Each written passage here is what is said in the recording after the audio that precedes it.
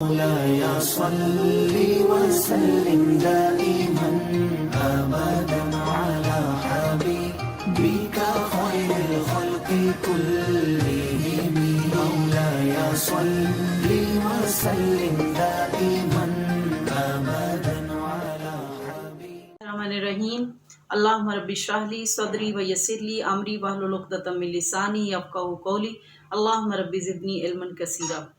سیرہ series کے سلسلے میں ہمارا کچھ عرصے گیپ آ گیا تھا، اس کے لیے میں بہت معذرت چاہتی ہوں۔ ایکچولی میرا ایک اسکول بھی ہے اور اس کے معاملات کچھ اس طرح سے تھے کہ آفٹر کووڈ ہمیں خاصا مشکل حالات کا سامنا رہا، ڈیورنگ کووڈ بھی اور آفٹر کووڈ اس سے بھی زیادہ، اور بالکل ہی ایک سلسلہ جیسے دوبارہ سے شروع کرنا پڑا۔ تو اسکول والوں کے لیے اچھی خاصی یہ ہیکٹک ایکٹیویٹی تھی، ہر لحاظ سے، اسٹرکچر کے پوائنٹ آف ویو سے، فنانس کے پوائنٹ آف ویو سے، ٹوٹلی اسٹاف کے پوائنٹ آف ویو سے ڈسٹربنگ رہا نا یہ 2 سال۔ تو اب دوبارہ سے جب ہم نے کیا تو اس کو الحمدللہ ہم نے پھر کافی وقت لگا اس کو، دیٹ از وائی میرا یہ سلسلہ بھی کچھ عرصہ منقطع رہا۔ انشاءاللہ زندگی رہی تو I will try my level best کہ ویک میں آپ کو ایٹ لیسٹ 2 ویڈیوز ملتی رہیں۔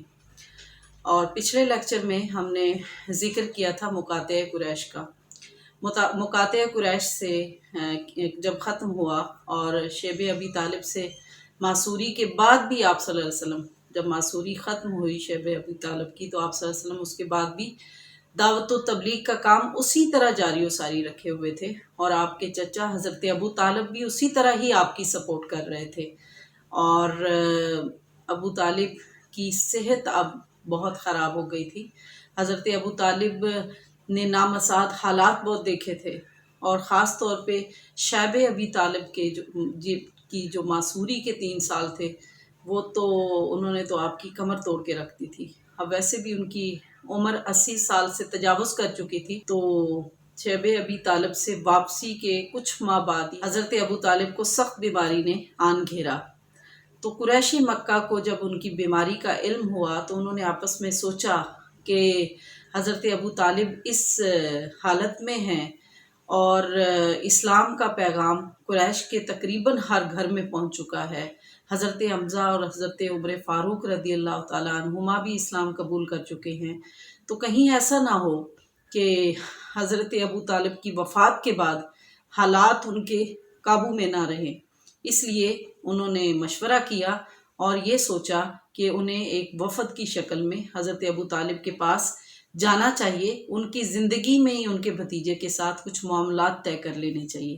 لہٰذا سرداران قریش کا ایک وفد جو کہ 25 افراد پہ مشتمل تھا، حضرت ابو طالب کی خدمت میں حاضر ہوا، اور انہوں نے آ کے آپ سے کہا کہ ابو طالب، آپ کو پتہ ہے کہ ہمارے درمیان جو آپ کا مقام و مرتبہ ہے اور جس بیماری کی کیفیت سے آپ گزر رہے ہیں اس سے بھی آپ اچھی طرح واقف ہیں، اور ہمیں یہ ڈر ہے کہ کہیں یہ آپ کے آخری ایام نہ ہوں، اور ہمارے اور آپ کے بھتیجے کے درمیان جو معاملات چل رہے ہیں، ہم یہ چاہتے ہیں کہ کچھ معاہدہ آپ ہم سے ان کے بارے میں لے لیں اور کچھ ان سے ہمارے بارے میں لے لیں، تاکہ بعد میں کوئی مسائل کھڑے نہ ہوں، اور وہ ہمیں ہمارے دین پہ رہنے دیں اور ہم ان کو ان کے دین پہ رہنے دیں۔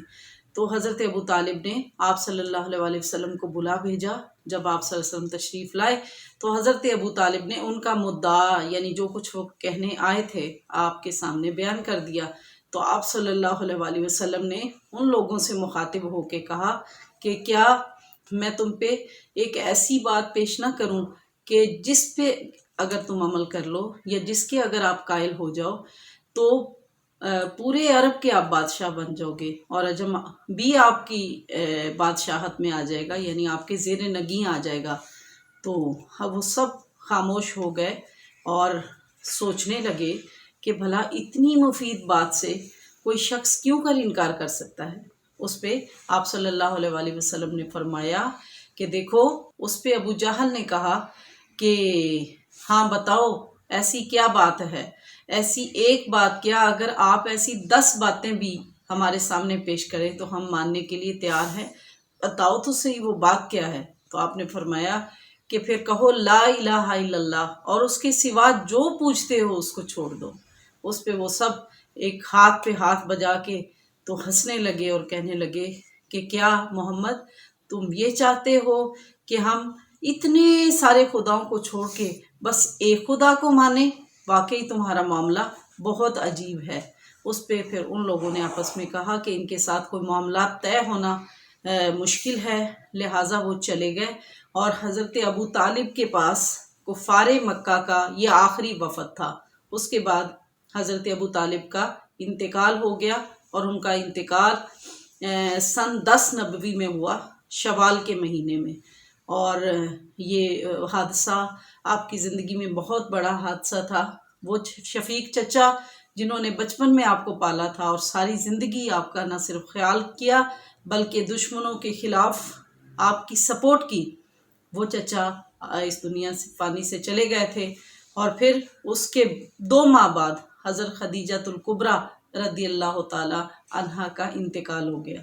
اور حضرت خدیجۃ الکبریٰ کا انتقال یہ چونکہ شوال کے مہینے میں حضرت ابو طالب کا انتقال ہوا، اور حضرت خدیجہ رمضان کے مہینے میں اللہ کے پاس چلی گئی 10 نبوی میں۔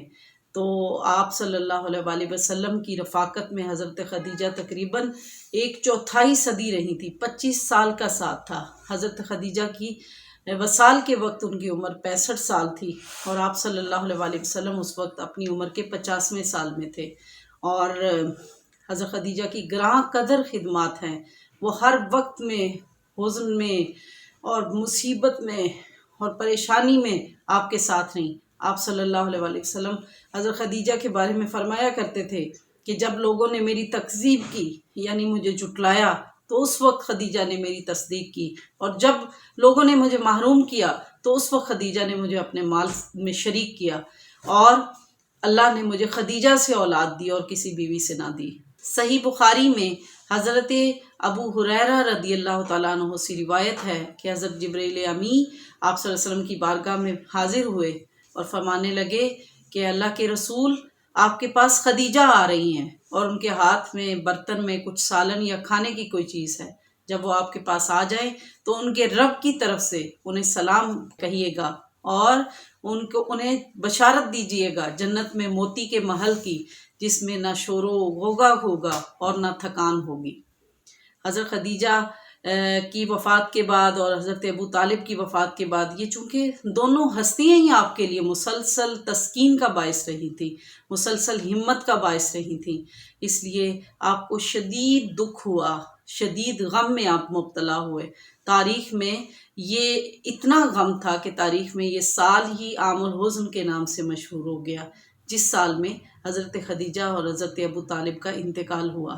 اور چونکہ یہ سیرہ سیریز ہم زمانے کے لحاظ سے ڈسکس کر رہے ہیں تو 10 نبوی کے یہ دونوں واقعات ہیں۔ 10 نبوی کا ایک اور امپورٹنٹ واقعہ نبی پاک صلی اللہ علیہ وسلم کی زندگی کا یہ ہے کہ شوال کے مہینے میں 10 نبوی میں آپ صلی اللہ علیہ وسلم کا حضرت سودا رضی اللہ تعالی عنہا سے نکاح ہوا، اور حضرت خدیجہ کے بعد یہ آپ صلی اللہ پہلی عورت تھیں جو آپ صلی اللہ علیہ وسلم کے نکاح میں آئیں۔ آج کے لیکچر کے کوسچنز میں آپ کے ساتھ شیئر کر دیتی ہوں۔